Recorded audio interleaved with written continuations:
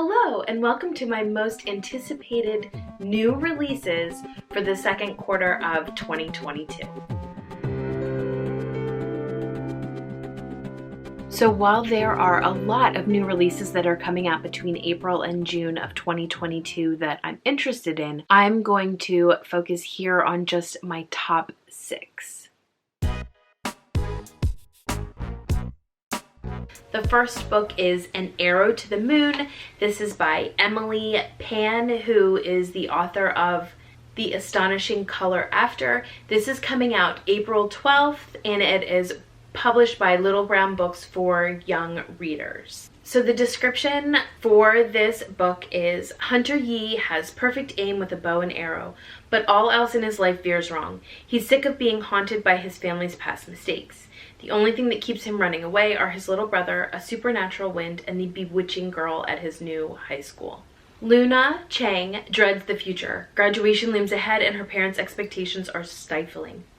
When she begins to break the rules, she finds her life upended by the strange new boy in her class, the arrival of unearthly fireflies, and an ominous crack spreading across the town of Fairbridge. As Hunter and Luna navigate their family's enmity and secrets, everything around them begins to fall apart. All they can depend on is their love. But time is running out and fate will have its way.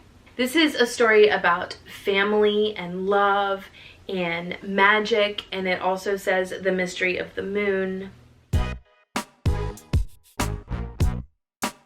Next, I am super excited about Shinji Takahashi and the Mark of the Coatl, the Society of Explorers and Adventurers 1, and this is written by Julie Kagawa. It is being published by Disney, and it comes out April 22nd. I'll just read the marketing blurb for this book. Shinji Takahashi is just an ordinary kid, an ordinary homeschooled, smart-alecky kid being raised by his globe-trotting Aunt Yi. But when a magical guardian decides to use him as a conduit to awaken its power, Shinji's life takes a turn for anything but ordinary. Captured by menacing Hightower Corporation, which is bent on using the Guardian's magic for its own nefarious purposes, Shinji must team up with a brilliant young tech whiz named Lucy and her robot mouse Tinker in order to escape. Together, the two turn to the venerable Society of Explorers and Adventurers and its ragtag cast of spelunkers, hackers, map makers,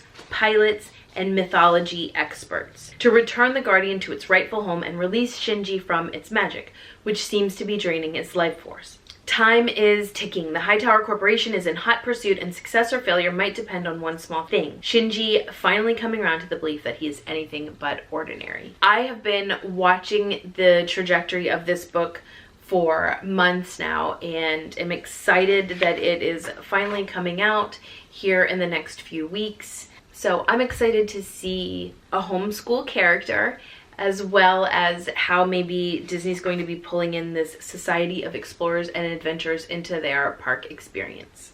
I recently just finished Lightfall, The Girl and the Galdurian by Tim Probert, that was recommended by Chantal at Chantal Reads All Day, and I loved it. It is a graphic novel with beautiful illustrations that I really just want to jump into. And the story is that Bee is kind of an orphan who's been adopted by a pig wizard.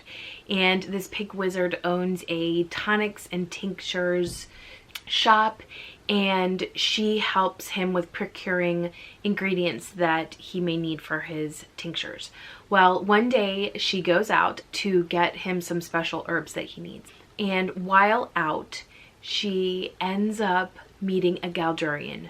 Now, Galdurians are supposed to be extinct, and yet this one is saying he needs to go to the pig wizard because he has a scroll that he needs him to translate, because all of his people right now he can't find, and he needs this pig wizard's help to translate a scroll to be able to find his people. So she kind of confusedly takes him back to the tonic and tincture shop, and the pig wizard has left a note and he is gone. And Bee ends up going on this journey with Cad the Galdurian to try to find the pig wizard. It ends in a very perilous situation, and the second book is actually coming out on April 26th. The publisher is an imprint, I think, of HarperCollins. It's called Harper Alley, and this one is called Lightfall, The Shadow of the Bird. So in this second installment of the Lightfall series, it's another beautiful graphic novel from what I can see, and this continues the story of Bee and Cad trying to find the pig wizard. I think there is a new dangerous monster on the loose in the form of the bird, and Bee and Cad are kind of on this journey, and so there's all these questions about Cad's people, the Galdurians. Where is the pig wizard? Why is this evil bird come to life again? What happened in their planet years ago? All of these questions, and I can't tell if we're gonna end up with more questions by the end of the second book or not, but I am here for the ride that Tim Probert is taking us on. Next is The Fugitive Colors. This is a Genevieve Planche book 2. So this is written by Nancy Bilyear, and it comes out May 12th, and Loom is the publisher. And I'll go ahead and read the blurb for this. As Genevieve Sturbridge struggles to keep her silk design business afloat, she must face the fact that London in 1764 is very much a man's world. Men control the arts and scientists, men control politics and law, and men definitely control women. A Huguenot living in Spitalfields, Genevieve one day receives a surprise invitation from an important artist. Grasping at the promise of a better life, she dares to hope her luck is about to change and readies herself for an entry into the world of serious art. She soon learns that for the portrait painters ruling over the wealthy in London society, fame and fortune are there for the taking. But such high stakes spur rivalries that darken to sabotage and blackmail, and even murder. And watching from the shadows are ruthless spies who wish harm to all England.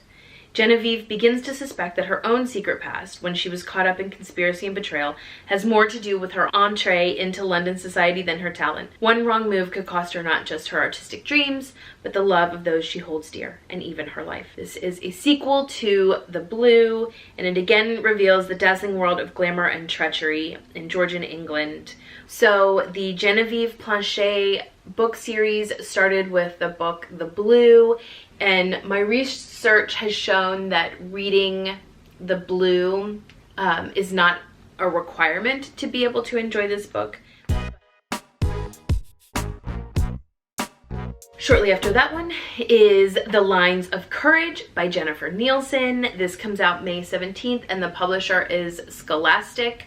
Jennifer Nielsen basically writes incredible books.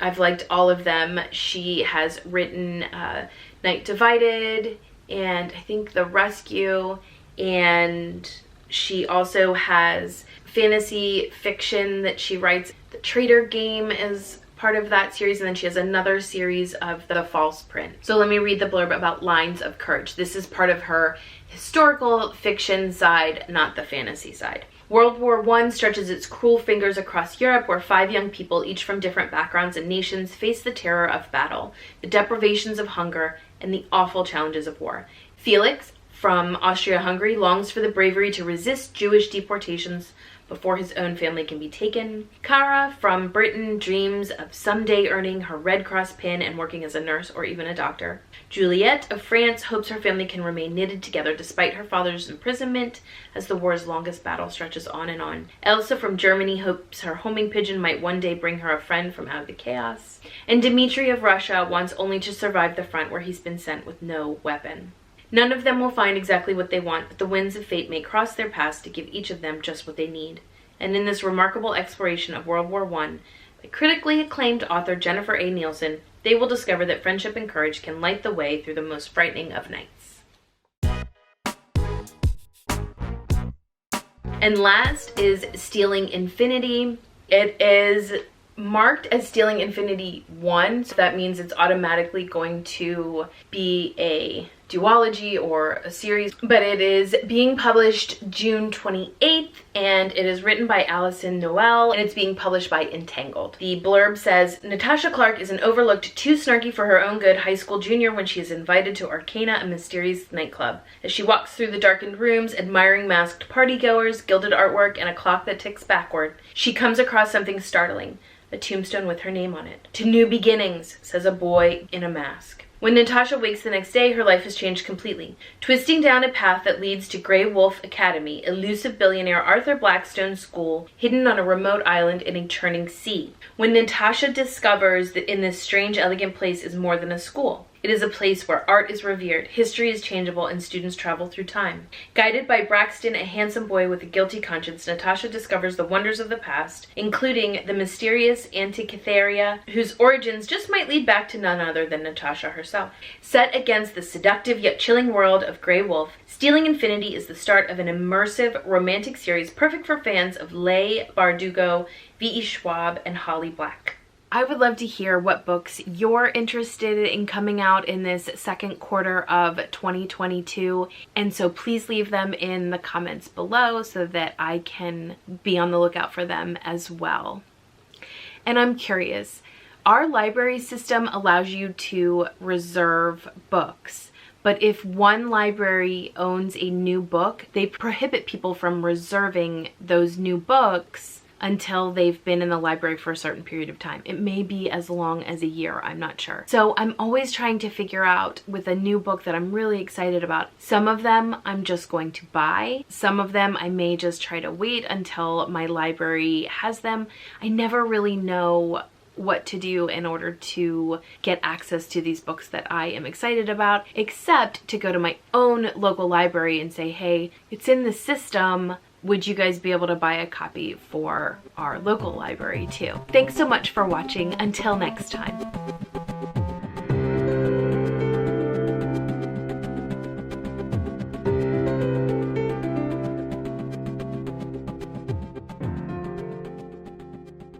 Be a duology or a series or trilogy. Oh my.